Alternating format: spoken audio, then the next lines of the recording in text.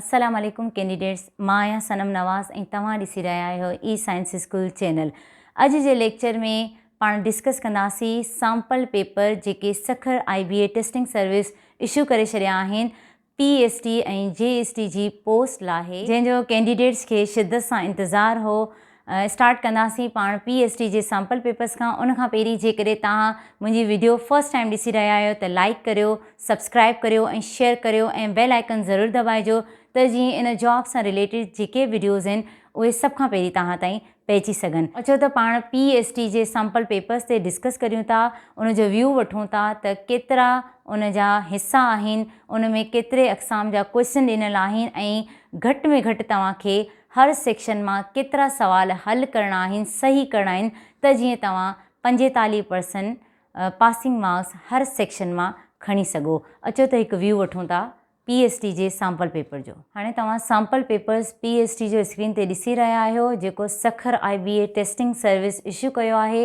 इन्हनि जी वेबसाइट ते इहो मौजूदु आहे ऐं जेकॾहिं तव्हां कैंडिडेट्स खे इन्हनि जो PDF फाइल्स घुर्बल आहिनि त तव्हां मूंखां कमेंट सेक्शन में पुछी सघो था, तव्हांखे मेल करे सघंदसि। सैम्पल पेपर्स जो व्यू वठूं था, जेको 5 हिसनि ते मुश्तमिल आहे। पार्ट 1 आहे मदर टंग, सिंधी और उर्दू, जंहिंजा 15 क्वेश्चन तव्हांखे ॾिना वेंदा।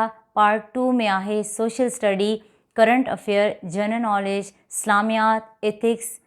इन्हनि जा टोटल 15 क्वेश्चन आहिनि। इस्लामियात जेके मुस्लिम कैंडिडेट्स हूंदा उहे इस्लामियात जो हल कंदा क्वेश्चन, ऐं जेके नॉन मुस्लिम हूंदा उहे एथिक्स जो पेपर हल कंदा। इन पार्ट 2 में टोटल 15 क्वेश्चन तव्हांखे ॾिना वेंदा। पार्ट 3 इंग्लिश ते मुश्तमिल हूंदो। इंग्लिश में तव्हांखे टोटल क्वेश्चन 20 ॾिना वेंदा। ऐं पार्ट 4 आहे मैथमेटिक्स जो, जंहिंजा तव्हांखे टोटल क्वेश्चन ॾिना वेंदा 25।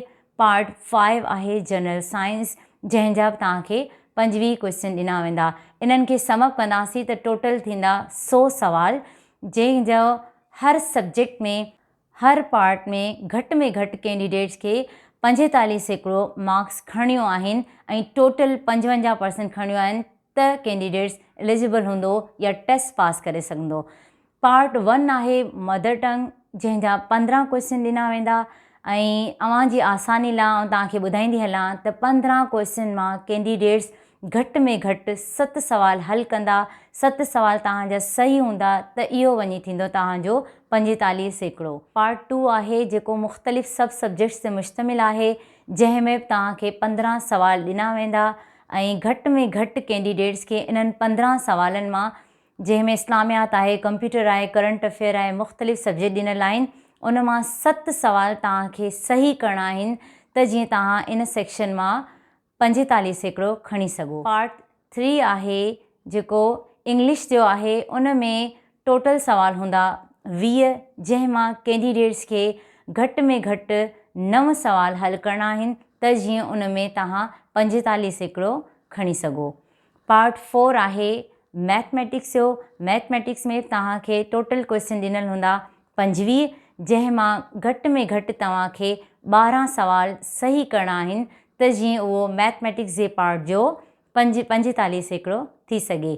लास्ट पार्ट आहे पार्ट 5, जेको जनरल साइंस ते मुश्तमिल आहे, जंहिंजा टोटल क्वेश्चन हूंदा 25, जंहिं मां घटि में घटि तव्हांखे 12 सवाल हल करणा आहिनि त जीअं तव्हांजो 45% साइंस जे सब्जेक्ट में थी सघे। कैंडिडेट्स, इहो हो ओवरऑल व्यू त तव्हांखे हर सेक्शन में केतिरा सवाल ॾिनल हूंदा ऐं हर सेक्शन मां घटि में घटि तव्हां केतिरा सवाल हल करियो त जीअं तव्हां उन रिक्वायर्ड परसेंटेज ते पहुची सघो जेको गवर्नमेंट ऑफ सिंध घुरी आहे पास थियण लाइ। सैम्पल पेपर सां रिलेटेड जेकॾहिं तव्हांखे कंहिं बि क़िस्म जी परेशानी आहे, क्यूरीज़ आहिनि, त तव्हां मूंखां कमेंट सेक्शन में पुछी सघो था। Thanks for watching.